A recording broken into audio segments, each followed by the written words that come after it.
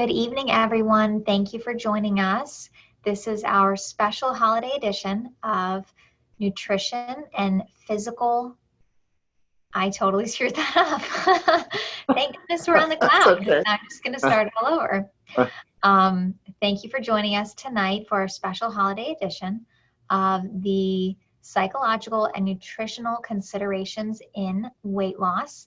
And tonight I have Dr. Sidney with me, and I'm Dr. Melanie, and we're going to go through some topics that I think will interest you, as well as give our best holiday tips at the end. So Dr. Sidney is a licensed psychologist. He's the author of Your Self-Sabotaging Inner Bully and Inner Blocks to Losing Weight. So Dr. Sidney, what I'd like to know is, what are the psychological blocks to losing weight? Okay, so I'm going to address 6 psychological blocks. First one I call addiction to self-rebellion. What that means is this. You obviously know the term addiction, you know the term rebellion. Let me tell you how I use those terms in the context of psychological blocks. Let's start with the term rebellion. In my book and in the way I approach the whole issue, rebellion gets defined as doing the opposite of what's in your best interest to do. So that's the generic definition I use of rebellion. Applying it specifically to attempting to lose weight, it boils down to or manifests in 3 specific contexts. Number 1, eating more than you should. Number 2, eating things you shouldn't. And number 3, not exercising when you said that you were going to. So anytime in this framework that you eat more than you should, eat something you shouldn't, or don't exercise when you said you were going to, that gets defined as rebellion. The pattern of that rebelling, of eating more than you should, things you shouldn't, or not exercising, when it becomes a pattern, I label it an addiction. And I label it an addiction, not so much the addiction to the food per se, but addiction to these patterns of behavior, this quote, rebellious behavior. I label it an addiction because I define addiction, kind of an arbitrary definition of addiction. Everyone knows the word. The way I define addiction is any behavior in control of you, rather than you're in control of the behavior, and as a result of that, it causes you some kind of harm.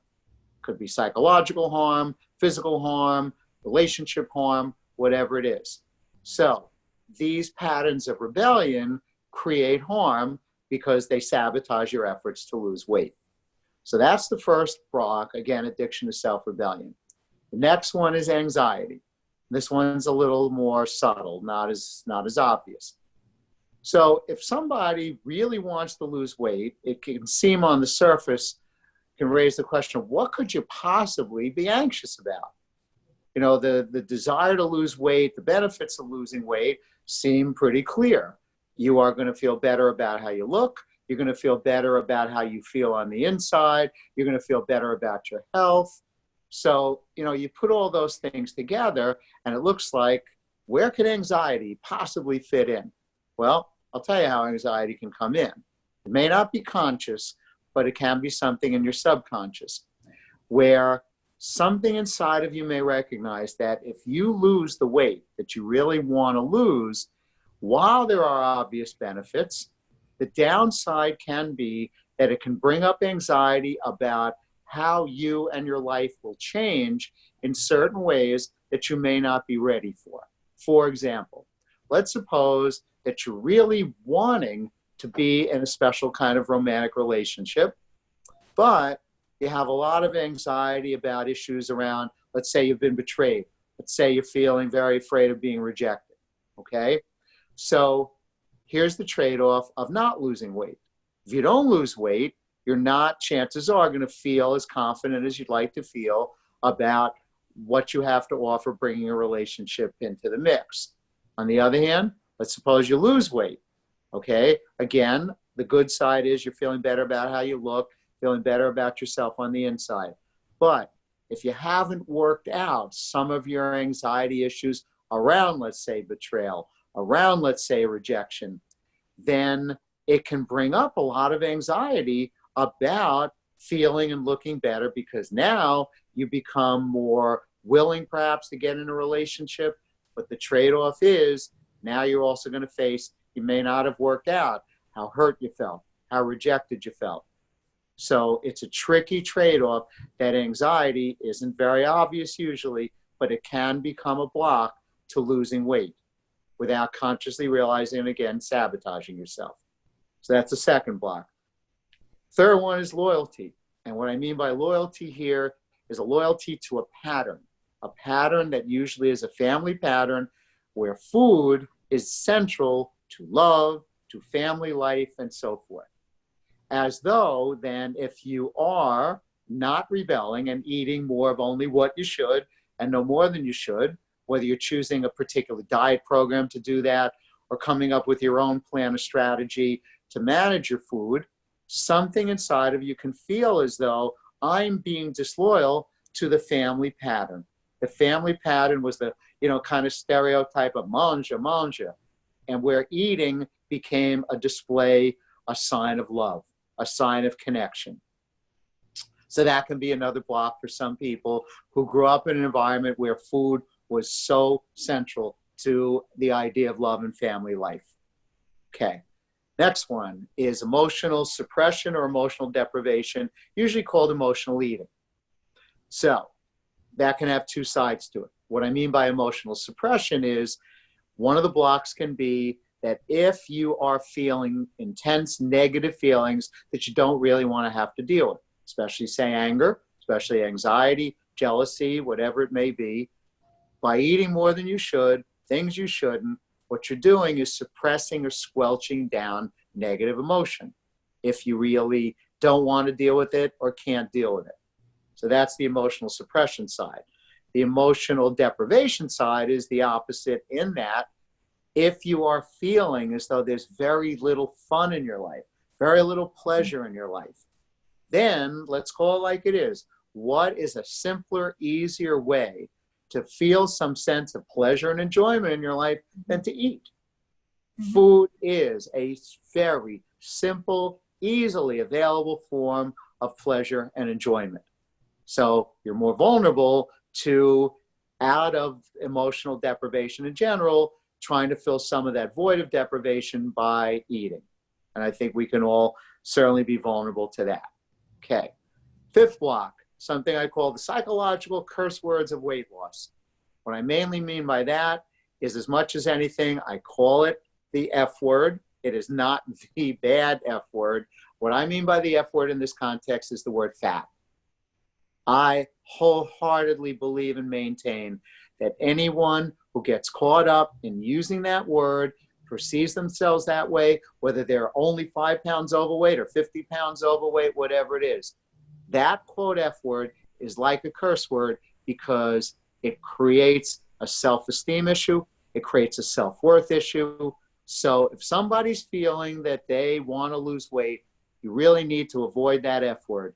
You need to go with, I'm overweight. Maybe if you feel more extreme, I'm significantly overweight. There is nowhere the judgment involved in using those words. It's more objective, and it gets out of using the word fat that just creates too many issues around self-esteem and self-worth. Let me just quickly mention the opposite of that, though. I equally advocate don't use the words skinny and thin either, the opposite end of the spectrum. They're not, it's quite the same meaning of curse words, but what I mean there is simply we're talking about setting a goal of perfection, the perfectly skinny, thin body or appearance, which is a perfectly impossible standard. You want to become skinnier, you want to become thinner, stick with those words. Don't lock yourself into the black and white of skinny and thin. That's what models are. And what are most models? Most models are people with eating disorders. You don't want them to be your models. You don't want them to be your role models. And very last but not least block is power struggles. This comes up in relationships where somebody wants to lose weight, but they're involved with a partner who pressures them, may even go so far as to be critical and belittling of them. And then what happens is the person who may really want to lose weight gets embroiled in a power struggle in which what can pretty much take over, it's kind of a human thing, is don't tell me, don't judge me, don't be so pressuring of me to lose weight. I don't like it. I resent it. It makes me feel as though that's pretty much all I've become worth to you. If I don't lose the weight, you're not going to like me as much. You're not going to love me as much. You're not going to be as attracted to me. So it can create, it's a sort of cutting your own nose to spite your face, where you get caught up in feeling out of resentment that you're sort of almost going to show the other person that you're just not going to work at losing weight as much. You know that's a sabotage of yourself, but it's coming from the resentment of feeling it's unfair how much your partner is pressuring you to lose weight. And those are the 6 blocks. Excellent. And so out of those 6, what is the number 1 psychological block to losing weight? I'm going to say that the number 1 block is actually that first one, the addiction to self-rebellion. Because I look at it this way. If there are some things that you can do to get that self-rebellion under control, and I will address those shortly, and if you really work at it in ways that you do cut down on these rebellious tendencies to, again, eat more than you should, eat things you shouldn't, or not exercise as much as you say you're going to. If you can get those behavioral tendencies, those rebellious tendencies under control, you really do have a chance to stay the course, to get that weight loss path actually become successful.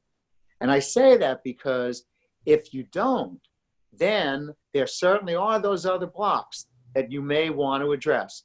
You may want to address your anxiety block. You may want to address your emotional deprivation or suppression block.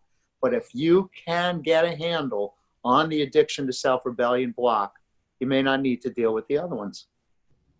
That's great. So what do you recommend to break the blocks? So let's, sticking for the moment, as I will then follow up on addiction to self-rebellion. What you need to do, it's an exercise or a tool that really takes practice.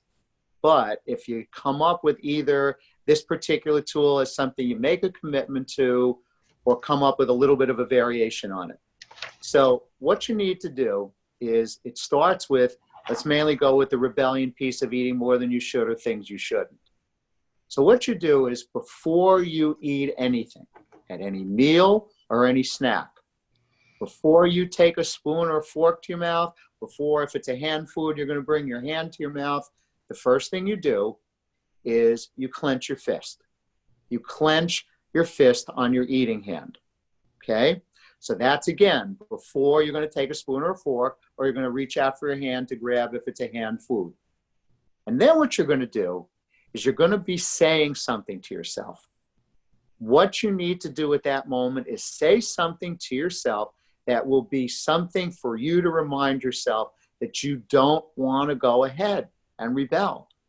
You want to get that impulse to eat more than you should or eat something you shouldn't nipped in the bud. So you have your fist clenched as a kind of physical gesture, not anything that has to be an angry gesture. But when I think of clenching a fist in this context of this exercise, it's an attempt to sort of remind yourself, control myself. You want to control yourself, okay? What kinds of things could you say to yourself? There's different options there. It's really a different strokes for different folks.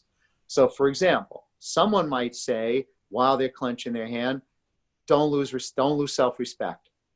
It could be just to say control yourself, but that one's tricky because it may just trigger that rebellious impulse to kick in anyway. It could be that you say to yourself something like, just keep calm. It could be to remind yourself of how you're going to feel afterwards. You may be feeling guilty afterwards.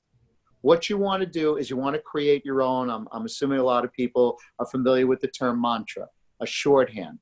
You come up with a couple of words to say to yourself as your words to help yourself control that rebellious impulse. That's one option, but I'm going to give you 2 others real quick. For some people who are comfortable with the idea of, I wrote the book, as Dr. Melanie mentioned, about the notion of an inner bully. What some people do when they're clenching their fist before they eat anything is to remind themselves they're not going to give in to their inner bully right now. The inner bully wants you to rebel. The inner bully wants you to eat more than you should or things you shouldn't because your inner bully wants you to sabotage yourself. So some people I work with, when they're clenching their fist, will say in so many words, I'm not going to let you do this, inner bully. That's a second possibility. Now I'm going to go to a third one, which is optional for people who consider themselves spiritual. And spiritual, of course, can mean different things to different people. For some people, it's a theistic spirituality. For some people, it's a more personal spirituality. But the third possible thing then you could do while you're clenching your fist, if you are someone who sees themselves as spiritual, particularly, this is again all optional, if you feel, let's say, a connection to God, higher power. One of the things you could do is, as you're clenching your fist, is to go within yourself to your higher power, to God, and have that as your strength to part of what you're turning to help control yourself. But the main pieces, again, are the clenching the fist before you eat anything, and then something to say to yourself as your signal and reminder to yourself that you want to control yourself. You do not want to rebel. And that's basically it. Easier said than done, but I cannot recommend enough practicing it. That's wonderful.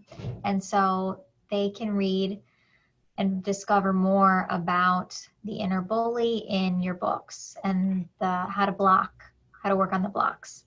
That's correct. So the one book, as Dr. Melanie mentioned, Your Self-Sabotaging Inner Bully, is about the inner bully in general, not just about the sabotaging of weight loss. In the other book, it's again, as Dr. Melanie mentioned, inner blocks to losing weight, why you lose the battle more than the weight. And that's obviously geared specifically towards the effect the inner bully can have in sabotaging weight loss. That is correct. Great. Okay, so you're ready for the tables to be turned? Yes, I'm ready. Okay, great. So I will now do the introduction. This is my colleague, Dr. Melanie. Dr. Melanie is a nutritionist in private practice. She has written a book. It's called The Grecian Garden, and it's a great book. And I now, with that said, I'm going to ask Dr. Melanie a couple of questions. Her end of things, obviously, is the nutritional component to issues around weight loss. Okay.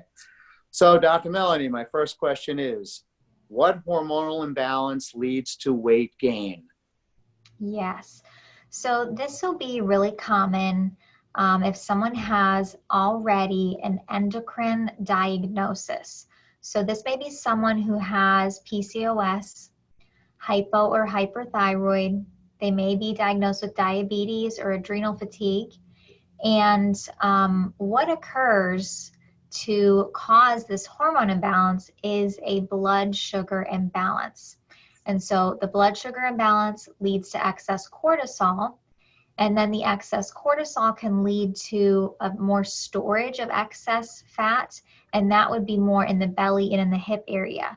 So this really happens with chronic stress, and if there's a lot of inflammation in the diet, or if you're exposed to inflammation. But really the number one hormone imbalance that leads to weight gain is estrogen dominance. And estrogen dominance can occur in both men and women. And we will see this in men if they're consuming a lot of beer, or if there's a lot of, especially in women, we'll see in products, there's what we call xenoestrogens. And these are basically plant chemicals that are found in skincare products and soaps, and we get barraged with those on a daily basis, so it can be too many xenoestrogens in our environment, a lack of zinc, which really goes back to diet, and a lack of exercise. So essentially what we want to do is we want to swap the refined carbs for healthy fats and avoid the inflammatory foods. We can avoid chemicals in our skincare products by choosing organic products, choosing more natural products, products that have less chemicals.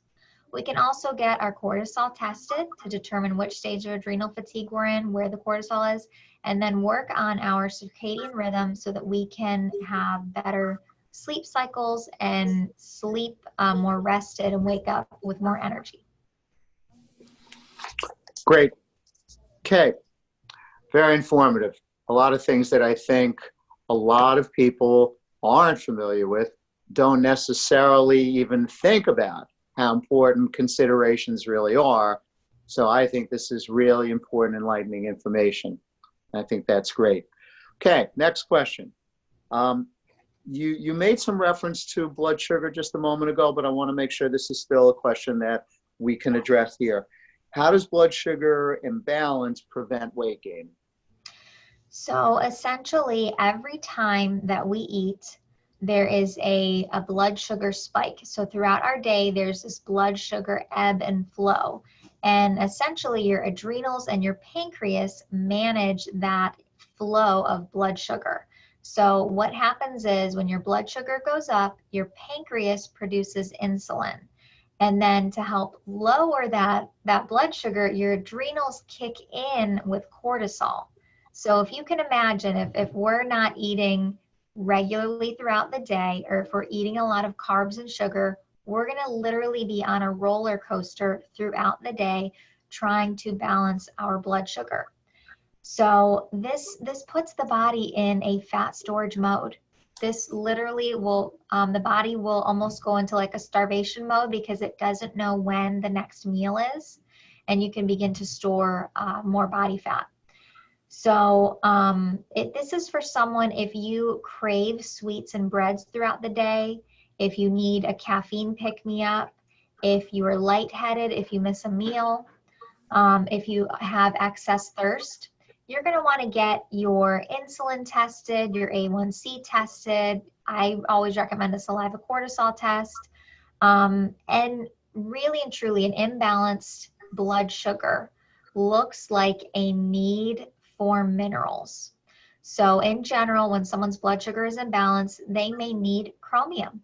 They may need calcium and magnesium. And then, of course, the easiest thing is just to simply eat regularly and avoid skipping meals.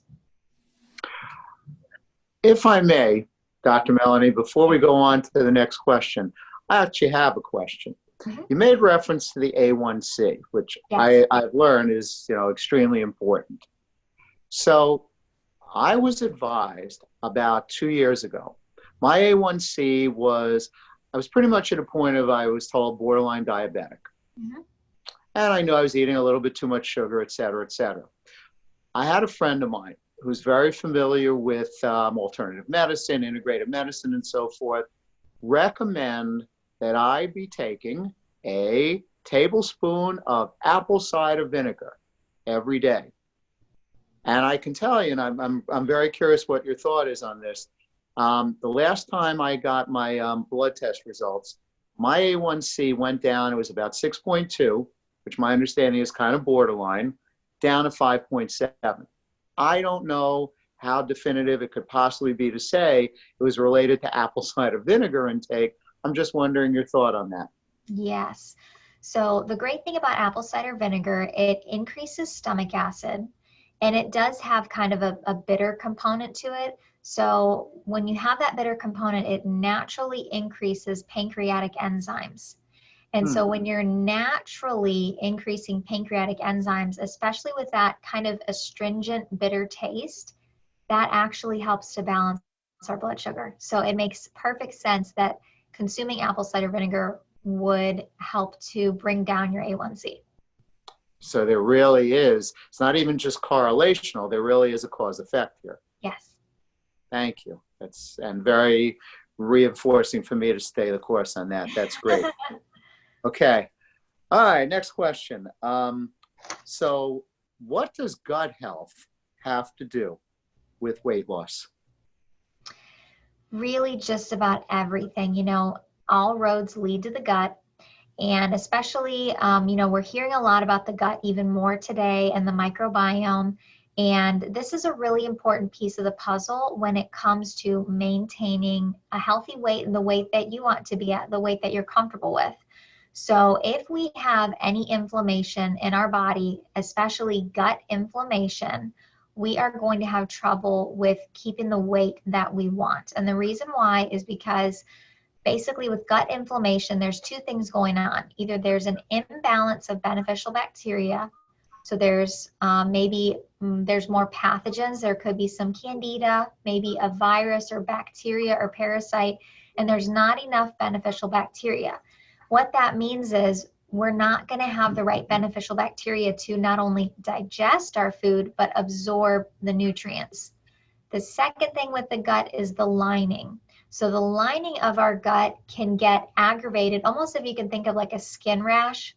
And if the lining of the gut is irritated, either due to an infection or eating really difficult to digest foods repeatedly, that can affect your ability to absorb nutrients.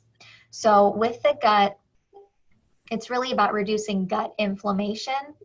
And essentially, it comes down to eating just easier to digest foods more regularly, as opposed to, sometimes it seems like if we're doing a lot of refined carbs over and over every single day, multiple meals, it's just really hard for the body to digest that many carbs and sugars.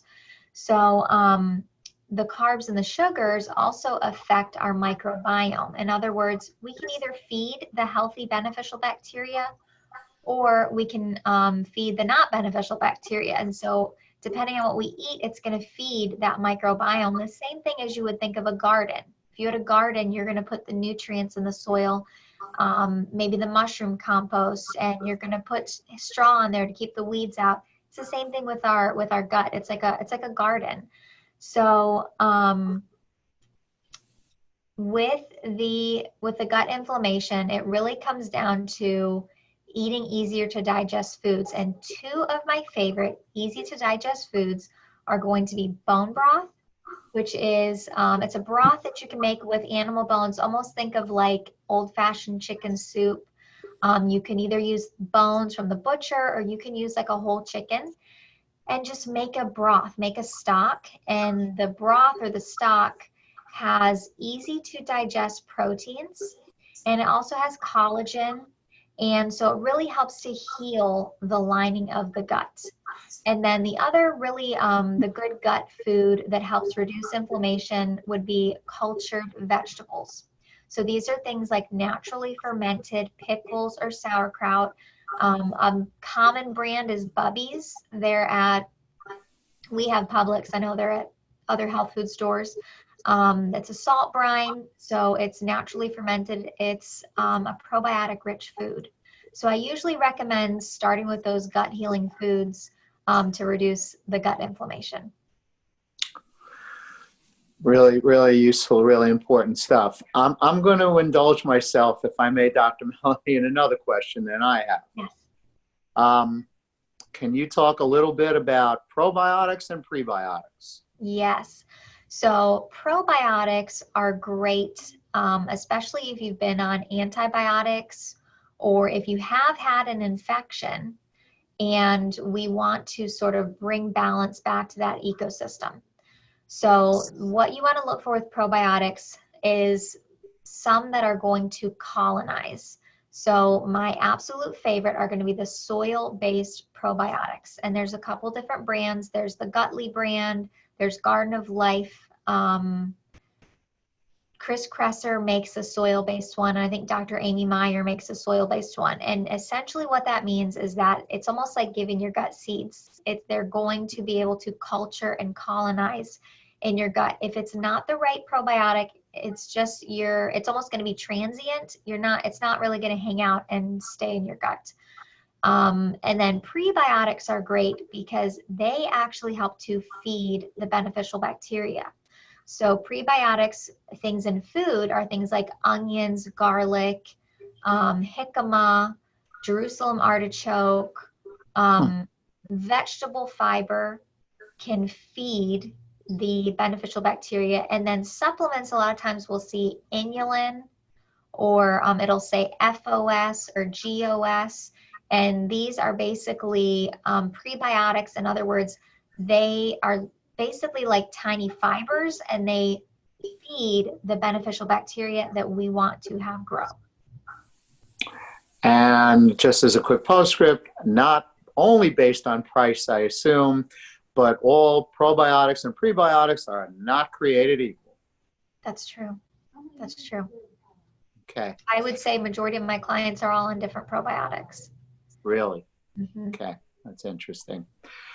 Okay. So I'm thinking maybe what we could do right now is see if anyone has any questions, anything they want to bring up, and then no matter what, we are reserving time to talk about the other part of what we agree we're going to talk about tonight, which is dealing with the holidays. So I'm wondering if anyone has any questions or comments for either myself or Dr. Melanie.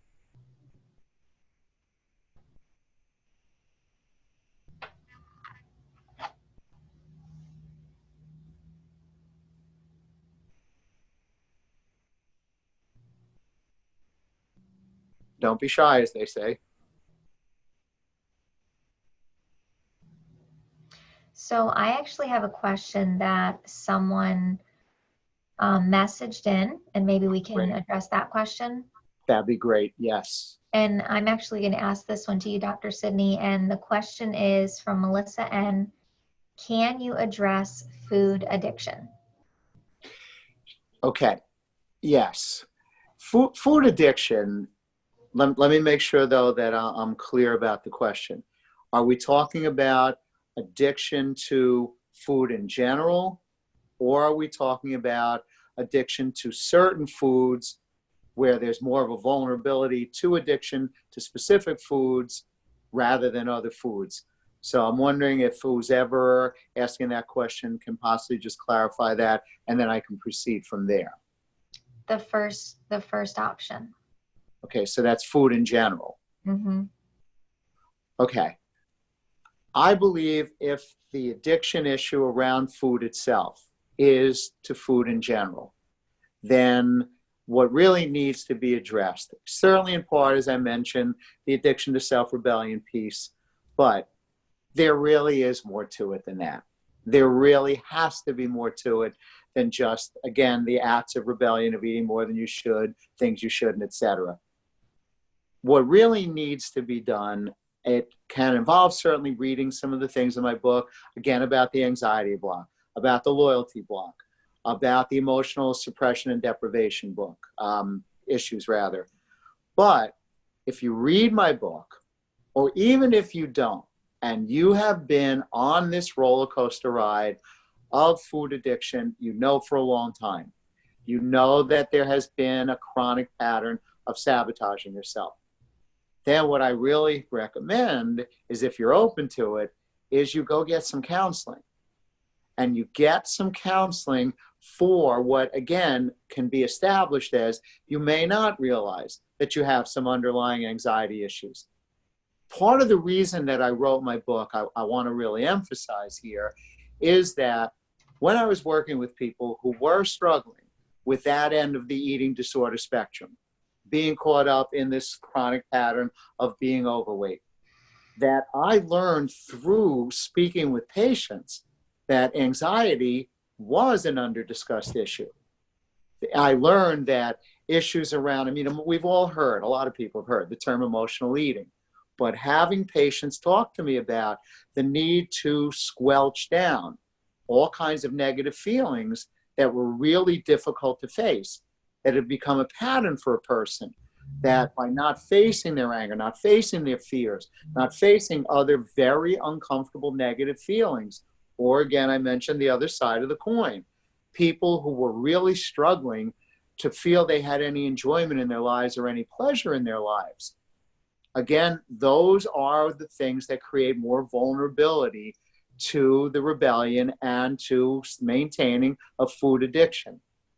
If those are any of your issues, and for enough people I've worked with, there can be multiple issues. There can be issues around anxiety. There can be issues around emotional suppression or deprivation. There can be issues in a relationship context, as I mentioned, around power struggles. Whether you read my book or not, whether you come up with some of your own strategies, if you stay blocked and stay addicted to food, I highly recommend that you get a counselor or therapist, sit down and tell that therapist that what you're there for is not just to deal with the addiction per se and the addiction to self-rebellion per se, but you want a counselor or therapist to help you sort out what's going on there under the surface. Are there unresolved anxieties and some of those other issues? I think some counseling and therapy really could be of help. That's great and very, very helpful. And then we got another question, which was, how can we get cortisol tested? And essentially, there are functional practitioners that have access to cortisol testing. Medical doctors usually do the blood cortisol testing, which is just 1 time per day. So you really want to find a 4-part saliva cortisol test. There is a lab called Canary Labs. There's ZRT labs. I use BioHealth Labs with my clients, and I just send them the cortisol test in the mail. Once we get the results, they send me their results, and then we just go over them and address the tailored protocol based upon those results. So I think that's it for questions from the viewers, Dr. Sidney. So I would like to ask you, what are some of your holiday tips, or what is your main holiday tip for staying sane in the holiday season, staying healthy in the holiday season, and for keeping healthy? At risk of sounding almost a bit glib or oversimplifying this, I'm going to start with the one word that I believe really needs to be the password, the key word, but then I assure you I'll elaborate on it a bit. And that's the word moderation. We all know the word. We've all heard the word. When it's holiday season, I think we all know moderation is an extra big challenge. It's holiday time. It's festive time. It's time, the proverbial, to eat, drink, and be merry. Let's just stay, of course, now for the moment, mainly with the eating part of eat, drink, and be merry. We're all going to, chances are, be attending events, gatherings of family. We're all, chances are, going to be attending events that are party settings. And in those settings, there's a couple of things that are parts of the reality and parts of the enjoyment of those situations. And of course, as much as any, beside what can be fun and great conversation, is going to be food, and can be especially delicious, tasty food, some of which can be extra indulgent food, whether we're talking sweets, whether we're talking high carbs. That's the reality in the holiday season, at family gatherings and at parties. So there you are, in a situation where it's party time, it's holiday time, and therefore the temptation to be, I'll call it, extra rebellious, to eat even really more than you should, to eat even really things you shouldn't, is going to be realistically what your temptation is going to be in those situations. So you have a couple of choices what you can do about it. There are people, we all know, who are going to throw caution to the wind, and they're going to say, oh, it's the holiday. Oh, you know, everybody else is really indulging to the max. People are going to say that. You may be one of them. I may be one of them, whoever it is. If you go that route, then you can feel that there really is a trade-off. You're, going with the flow. You are really giving yourself all these extra treats because it's the holiday. On the other hand, you either may realize on some level, consciously or unconsciously, that you are going to be paying a price for that.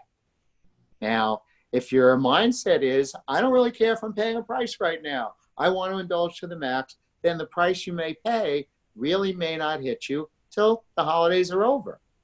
And at that point, whatever significant weight gain there may have been, whatever in any way, at least little bits of harm you may have caused to your health by eating too much sugar and too much carbs, it may not hit you till the holidays are over. When it hits you, if it does, when the holidays are over though, then you have a real chance, as we're all human and vulnerable, to feel guilty, to feel some loss even of a certain respect for yourself because you didn't maintain moderation. You went overboard.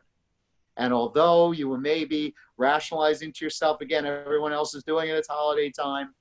The thing about maintaining moderation during the holidays is if what you eat, and making sure, by the way, I don't want to forget, making sure, and I think this is as important as anything, that if you are going to give yourself permission to be a little extra indulgent, at least once in a while, at a family gathering or party, then for goodness sakes, please make sure you get your exercise in. Because if you maintain doing your exercise during the holidays, okay, you can, I think, legitimately, it's not just a stretching at rationalization. If you're at least maintaining your exercise routine, you can give yourself, I think it's legit, a little extra permission or a little extra indulgence because it's the holidays, but you're also, by maintaining your exercise, psychologically, you can say to yourself, okay, I am burning some of it off. I am working some of it off. It is not that I'm simply overindulging. For the sake of your self-respect, for the sake of your self-control, if you are exercising as much as you can during the holidays, I think you really are doing yourself a very big favor. And then by still having some indulgences, at least you're reminding yourself, at least I'm exercising. And I think that's really important. That's great, Dr. Sidney, and that's a wonderful new perspective on moderation. And I do like that you gave us some leeway there, that we're human, there's going to be good food, but keeping it in moderation, as I like how you said, as the password, because that makes it gives us options, gives us more freedom. Freedom, I think, is the perfect word for it. The freedom and the choice, and we all need that, and we want that at the holidays. Okay, so speaking of holiday tips, how about on the nutrition end, Dr. Melanie? So I actually have just one tip, and my tip is to make the holidays less about food and more about connection. And here's what I mean about that. Most of my clients are going into the holiday season and they may already be sensitive to gluten or dairy or cane sugar. And so they already are going into the holidays with a sense of restriction. And I remember myself when I first went gluten-free, how challenging it was that either I was going to have to bring something that was safe for me to eat, or I wasn't going to be able to indulge because I knew I wouldn't feel good if I had that typical traditional holiday food. So what I began doing is really focusing my mind on, you know what, I'm going to connect with this one person. Or I'm going to see if, it seems like people congregate around the food anyway. Mm-hmm. And so it can be really great to just have a conversation with someone, because that's going to stick with you more than the satisfaction of having some food. What's going to stick with you is that human interaction, that human connection. Make the holidays more about connection and less about the food. I mean, we can have all kinds of food all throughout the year. We have the freedom. We can make any food we want to throughout the year. But there's only going to be that certain time that we may be actually with a particular people group or at a party. So my tip is to focus on connection and less about the food. I love that. I think that it's a perspective that allows people, and pretty much what you're saying, to realize and to really stay mindful that there is another type of pleasure, another type of real enjoyment that you can get while food may be present. Because, as Dr. Melanie, you're basically saying, if food's present, guess what? There's people present. And in the end, when we all are vulnerable again to overindulging, if we're overindulging to have that pleasure of overindulging, well, the pleasure is certainly there and available from really good interaction, from talking about things, from laughing about things. I think it's terrific that you make reference to connection, because that's the best pleasure of all. Absolutely. So I'm just going to check and see if we have any questions. If not, we can wrap it up. I'm not seeing any right now. Just see if we have any more get typed in. Perfect. All right, you guys. Well, we are going to go ahead and wrap it up for tonight. I do want to thank Dr. Sidney for joining us on this webinar, and for our guests that have joined us. And as always, you can check Dr. Sidney out on his website. It's drsidspeaks.com. He's on Instagram, Sidney Cohen, Ph.D. You can check me out, drmelaniejoy.com or dr.melaniejoy on Instagram. You can follow us, or if you have questions, you can also find our books on Amazon. So thank you guys for joining us, and we hope that you have a great holiday season. Thank you. I second the motion. Thank you. Bye-bye, everybody. Bye-bye.